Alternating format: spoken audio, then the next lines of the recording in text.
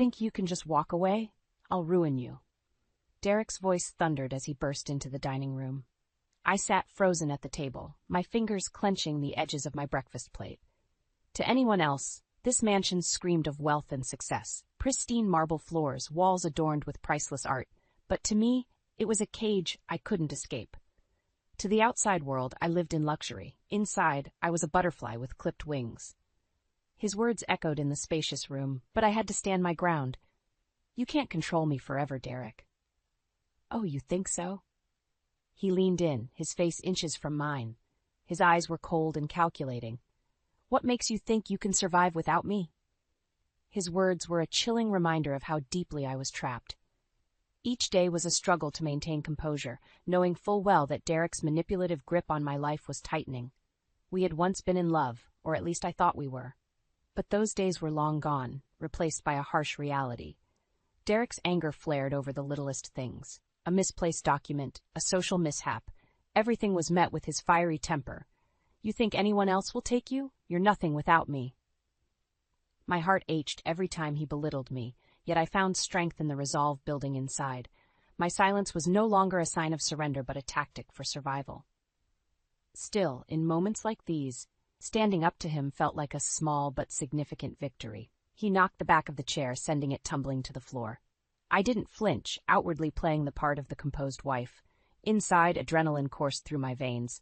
"I have connections, you know," he continued, voice low but threatening. "One word from me and you're finished." I took a deep breath, shaking a little. "There was once a time you spoke kindly, Derek. What happened?" "Life happened, Emma," he spat. "You wanted this life, remember?" Once upon a time, I believed in the dream he sold me. A vision of love and prosperity, where my ambitions as a small-town girl from Ohio could flourish in the big city. But over time, his charismatic mask slipped, revealing the domineering tyrant beneath. I stood up, my chair sliding back with a loud scrape. "I wanted a partnership, not a prison." Derek chuckled darkly. "Prison? Is that what you call this? Some would kill for your lifestyle." I picked up the fallen chair, setting it back in place. "What good is luxury if you're miserable?"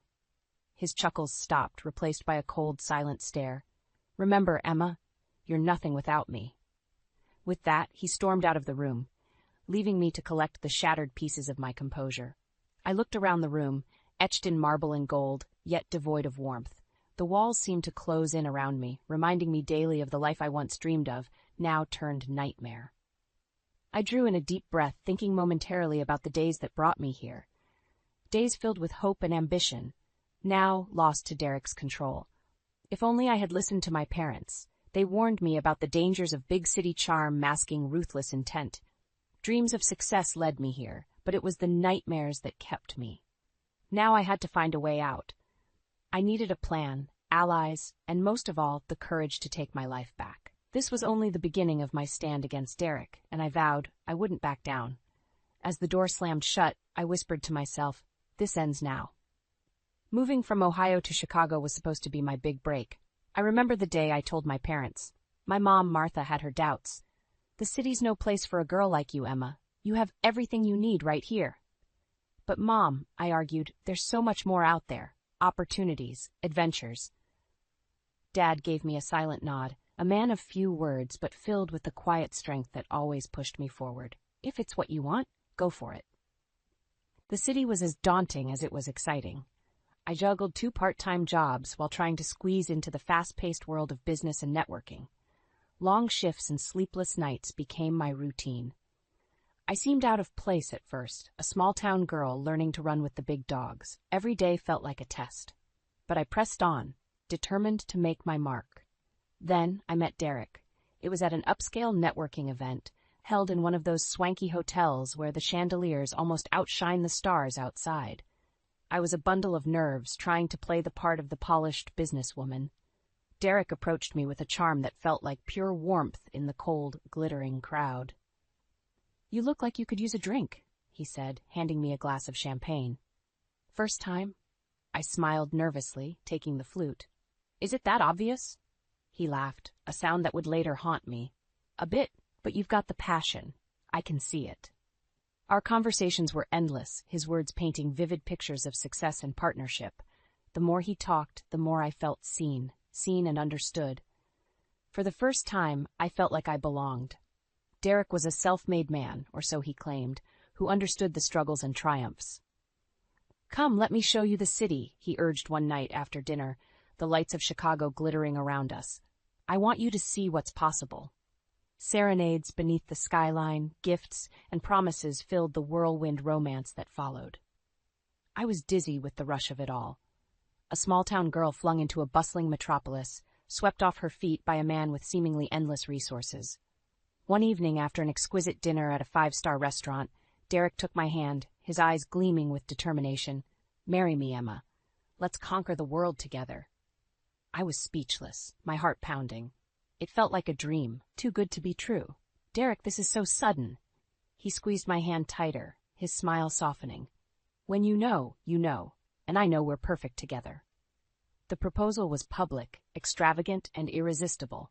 My doubts drowned in the sea of his assurances. I said yes, and the rush of that moment made everything else fade away. The wedding was a monument to opulence. Every detail screamed perfection, from the delicate, hand-sewn lace on my dress to the lavish spread of food that seemed never-ending. Family and friends gathered under crystal chandeliers, watching as Derek and I exchanged vows that now felt like a lifetime away. In those moments, staring into his eyes, I believed in the future we built. Yet, not long after, the illusion began to crumble. Derek's charm started to wear off, revealing cracks in his golden persona. The man who once whispered sweet words of love and ambition now spoke with a sharp edge.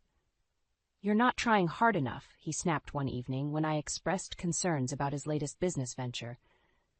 "Do you even care about our success?" The cracks widened with each passing day, exposing rifts that words alone couldn't heal. The man who promised to elevate me had slowly begun the descent into a controlling tyrant. But at that point, it was too late to turn back. I glanced at the glittering city outside the window, remembering the hope and excitement that once filled me. Now it felt distant, almost unrecognizable. Nonetheless, a small spark remained inside, a reminder of my past dreams. Little did Derek know, this nightmare would soon turn to his. Life after the wedding was a blur of elaborate galas, high-stakes business meetings, and a ceaseless need to maintain appearances. Derek's charming facade began to slip away, revealing a colder, more controlling side. The man who once promised to conquer the world with me now seemed intent on conquering me.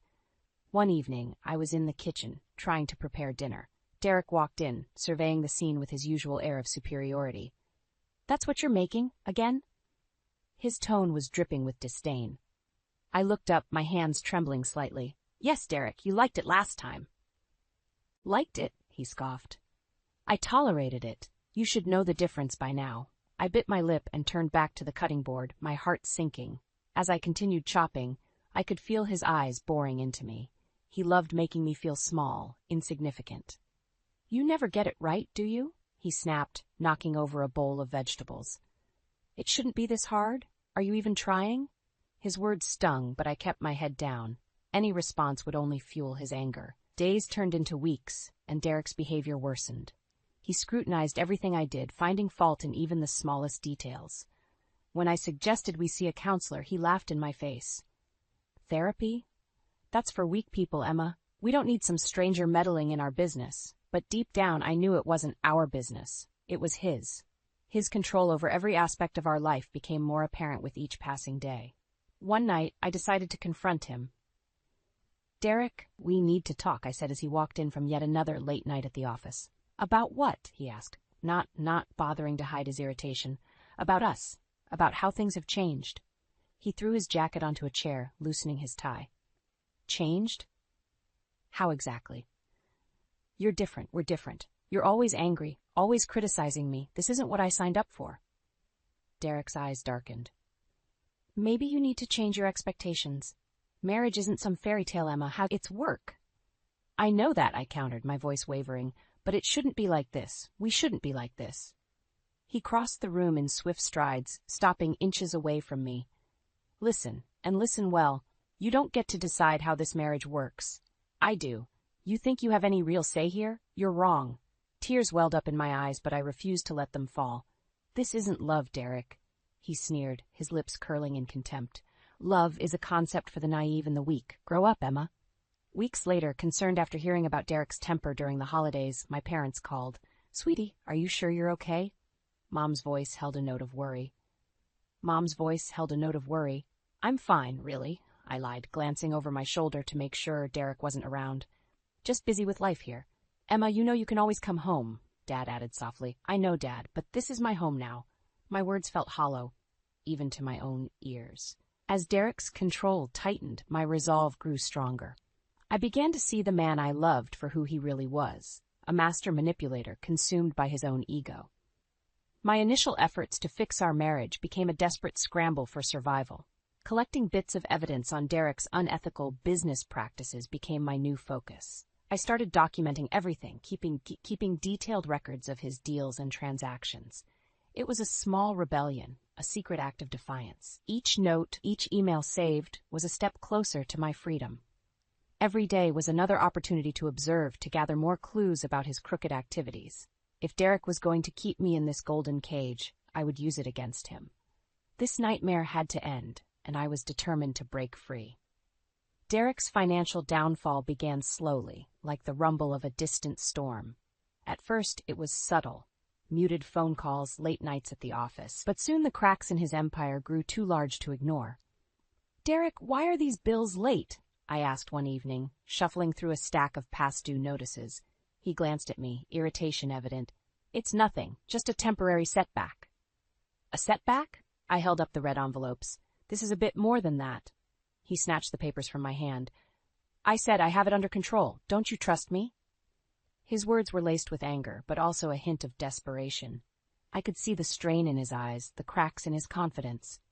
Of course, I trust you, I lied, choosing my words carefully. I just worry sometimes. Worry about yourself, he snapped. I don't need you poking around in my business. But it was clear Derek was no longer the unstoppable force he once seemed. His businesses began to crumble, and he became increasingly erratic. One night, he came home, a shadow of the man I once knew. His clothes were rumpled, his face drawn. They're pulling out, he muttered to himself, pacing the room. Who is? I asked cautiously. My investors, he spat. Bunch of cowards. Derek, maybe there's something we can do. Maybe if we... Stop, he yelled, throwing a glass against the wall. Just stop. You wouldn't understand. This is bigger than you, bigger than us. I flinched at his outburst, but held my ground. We're in this together, remember? His eyes narrowed. Together? Now you care about together? You think you can help? You're just as useless here as you are everywhere else. His words cut deep, but they only strengthened my resolve. Derek wasn't just drowning, he was dragging me down with him.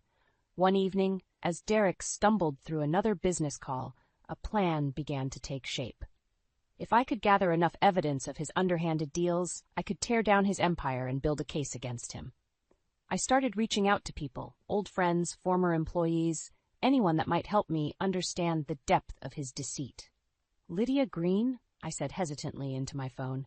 It had taken me weeks to get a hold of her. Yes, who is this? Her voice was guarded. Emma Larson. We met a few times when you worked for Derek. I need to talk to you about... everything. There was a pause. Why should I help you? Because I know he wronged you too, I said, my voice steady. And because you deserve to see him fall. Lydia hesitated, then sighed. Fine. Meet me at the coffee shop on 5th Street tomorrow at 2 p.m. When we met, Lydia was a wealth of information. Derek has been using company funds for his private ventures, she revealed, shaking her head. He's been hiding it from the board for years. Her eyes flashed with anger. He's ruined lives, Emma, but people are afraid to stand up to him. Not anymore, I said firmly. We gather the evidence, document everything. We bring him down together. The plan was formidable, but my resolve was unwavering. If Derek could manipulate his way to the top, I could surely expose the truth. The next step was to find more allies, people who would help me build the case against him. As I walked away from the meeting with Lydia, a sense of determination washed over me. Derek's empire, built on lies and manipulation, was about to crumble, and I would be the one to watch it fall. I knew it wouldn't be easy. Derek was ruthless, and I would need to be careful. But each step forward was a step toward my freedom, and no matter how tight Derek's grip, I was getting ready to break free. The fight had only just begun. The days that followed my meeting with Lydia were intense. Every moment alone was dedicated to piecing together Derek's downfall. I pored over documents, combed through emails, and spoke with more of his disgruntled employees. One name came up repeatedly: Jake Mathers, Derek's biggest competitor. Meeting Jake for the first time was daunting. We arranged to meet at a small, discreet cafe, neutral territory for both of us. As I walked in, he was already seated, sipping a coffee. He stood up when he saw me, offering a firm handshake. "Emma Larson," he said with a nod. "I've heard a lot about you." "Jake Mathers," I replied, squeezing his hand. "Thank you for meeting with me." He gestured for me to sit. "Let's get straight to it. Lydia mentioned you have some dirt on Derek." I nodded, opening my bag and pulling out a thick folder. "He's been cooking the books, funneling company funds into private ventures, among other things." Jake's eyes widened as he flipped through the evidence. "This is significant. Why are you doing this? I thought you were his loyal wife." I took a deep breath. I was once. But I can't ignore what he's become. He's controlling, manipulative, and he's hurt too many people, including me. Jake closed the folder and looked at me intently. "You want to take him down, and you need my help." "Exactly," I replied. "You have the business acumen and the resources. We can expose him together." "All right," Jake said after a moment, leaning back in his chair. "But know this, if we do this, there's no turning back." "I wouldn't be here if I wasn't ready," I asserted. Jake and I began meeting regularly, forming a strategy. We collected testimonies from former employees, built a case with forensic accountants, and crafted a plan that left no room for Derek to weasel out. Back at home, maintaining a facade of normalcy was painful. Derek's temper flared more frequently as his businesses crumbled. One night, he came home drunk and belligerent. "You think I don't know what you're up to?" he slurred, pointing a shaky finger at me. My heart raced, but I kept my voice steady. "What are you talking about, Derek?" "Spending so much time out, meeting people. Don't think I haven't noticed." He staggered closer, his eyes bloodshot. "I know you're trying to betray me." I swallowed hard, staring him down. "Stop being paranoid, Derek. I'm just trying to help." "Help?" He laughed darkly. "You can't even help yourself." His words were a cruel reminder of my supposed powerlessness, but I refused to let him see my fear. "Maybe, if you weren't so busy destroying everything, we wouldn't be in this mess." He grabbed my arm, his grip tight and painful. "Careful, Emma. You're treading dangerous waters." That night, I hid the folder with damning evidence in a secure place. It was a risk, having it so close, but it was also a reminder of my mission. I wouldn't let fear deter me. Derek's empire was shaky, and with Jake's help, it would soon crumble. The next morning, I met Lydia in a park, away from prying eyes. "How's the plan coming?" I asked as I handed her a coffee. She sipped gratefully and nodded. "Jake's all in. He's already leaked bits to the media. Derek's struggling to keep a lid on it." I felt a surge of satisfaction. Good. The more pressure, the better. "We need to be ready, though," Lydia warned. "Derek won't go down without a fight." "I'm ready," I said, my voice unwavering. As I walked away from the park that day, I knew we were close. Each step brought us nearer to the moment when Derek would finally face the consequences of his actions. The stakes were high and the danger real, but I was prepared to see it through. For too long, Derek had controlled my life. Now, it was time to reclaim it and watch him fall. The tension in the house was suffocating. Derek's paranoia reached new heights with each passing day. He was convinced that enemies surrounded him, but he never suspected the biggest threat was right under his nose. One evening, I received a text from Jake. "Ready for tomorrow?" I typed back quickly, "Yes." The plan was set in motion. Tomorrow, we would expose Derek at a critical board meeting. I just had to survive the night. Derek was at his desk, a scowl etched on his face. Papers were strewn about, and the air was thick with his frustration. "Damn it!" he shouted, slamming a file shut. I approached cautiously. "Anything I can help with?" He looked up, eyes burning with anger. "Unless you can make $500,000 appear out of thin air, no?" I stayed silent. Offering advice would only enrage him further. I retreated to the kitchen, my heart pounding with anticipation. The next morning, I dressed carefully, choosing a professional outfit that exuded confidence. I needed every ounce of strength for what lay ahead. Derek eyed me suspiciously as I grabbed my bag. "Why so dressed up?" he asked, his voice laced with skepticism. "Board meeting," I replied simply. I thought I'd look the part. He grunted, not entirely convinced, but too preoccupied to dig further. I left the house, trying to keep my breath steady. Jake met me in the lobby of Derek's company building. "You ready?" he asked, his face serious. "As ready as I'll ever be," I replied, my voice steady despite the nerves roiling inside me. We walked into the boardroom together. The room was filled with powerful men and women, all waiting for Derek. Moments later, Derek barged in, oozing his usual arrogance but with a hint of desperation lurking beneath. "All right, let's get started," he commanded, dropping into his seat at the head of the table. The meeting unfolded. Derek laid out his usual bravado, attempting to mask the deteriorating state of his empire. But the murmurs and discontent were barely concealed among the board members. Jake stood up, interrupting Derek. "Before we move forward, there's something critical we need to discuss." Derek's eyes narrowed. "And what would that be, Jake?" Jake glanced at me, then turned to the rest of the board. "Derek has been hiding significant financial discrepancies. We have concrete proof." Derek laughed, a hollow sound. "Dad, this is absurd. Just another attempt by a rival to discredit me." I stood up, my hands slightly trembling, but my voice firm. "It's not absurd, Derek. It's the truth, and we have the documents to prove it." I handed out copies of our evidence. False transactions, misappropriations, and unauthorized deals. The room erupted into chaos, voices shouting over each other. Derek's face went pale, then red with fury. "You traitorous bitch!" he screamed, lunging toward me. Two board members restrained him as I stepped back, my heart pounding in my chest. Jake raised his voice above the din. "The evidence speaks for itself. Derek has not only jeopardized this company, but also the livelihoods of everyone involved. It's time to vote on his removal." Derek struggled against the hands holding him back, his eyes filled with rage. "You think you can do this to me? You think you'll win?" The vote was swift and decisive. The board members, tired of Derek's tyranny, chose unanimously to oust him. As they escorted him out, his threats echoed through the hallway. "You haven't seen the last of me, Emma. I'll destroy you." But his words fell on deaf ears. I knew that this was just the beginning of his downfall. Jake approached me, a satisfied smile on his face. "You did it, Emma. We did it." I nodded, the weight of what we'd just accomplished settling in. "Thanks to you and everyone who believed in bringing him down." As I walked away from the building, a sense of liberation washed over me. Derek's empire was crumbling, and for the first time in a long while, I felt free. The journey wasn't over. Derek would try to strike back, but I was ready. I had found my strength, and I wasn't going to let it go. The wind had shifted, and this time it was in my favor. The aftermath of Derek's ousting was a whirlwind. News spread quickly, and his once loyal supporters jumped ship. It was like watching a dam break. All the lies and manipulations he'd built over the years came crashing down.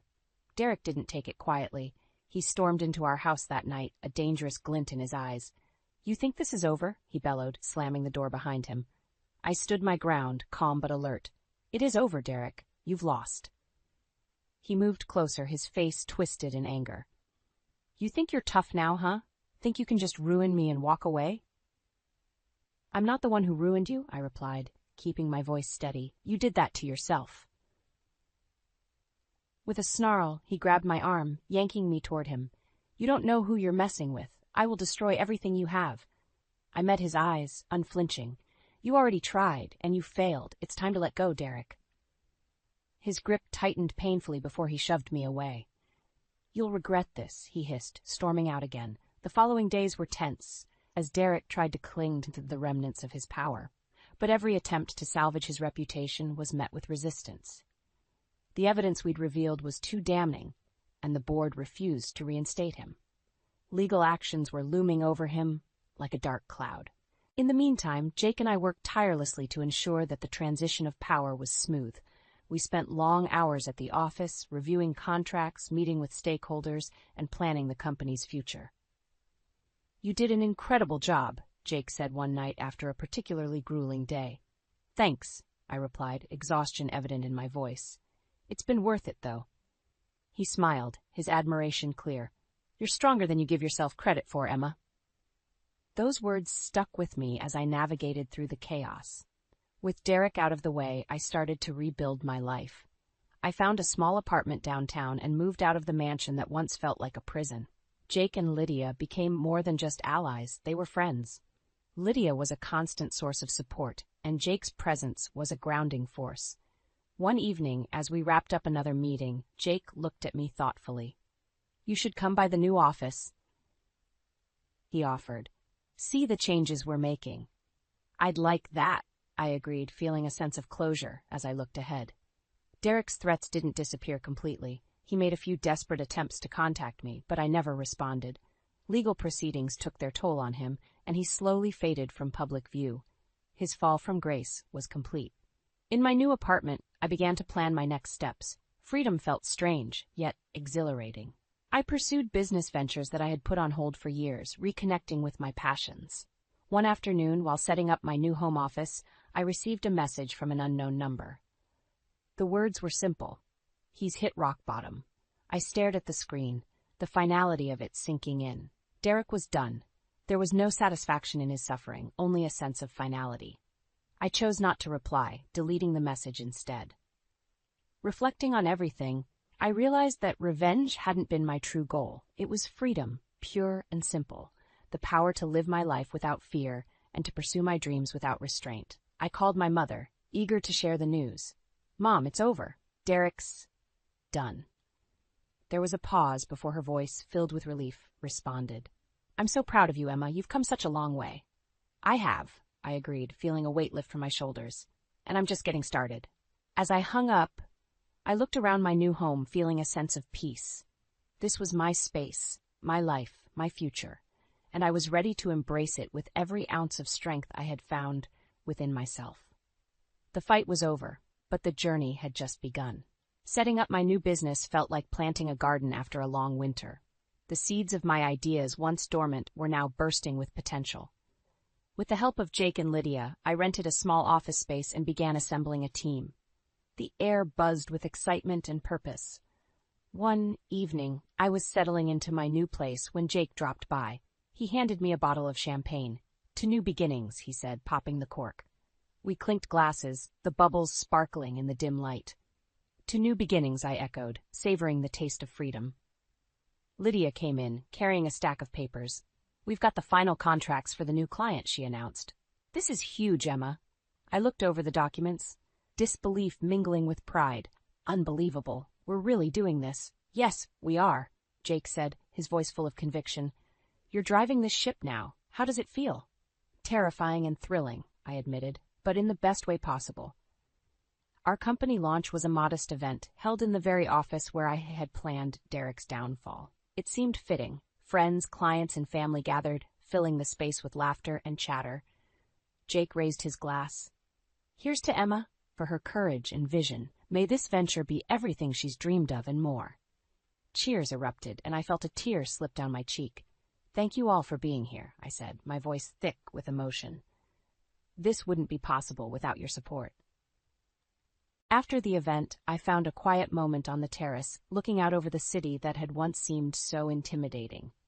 Lydia joined me, a smile playing on her lips.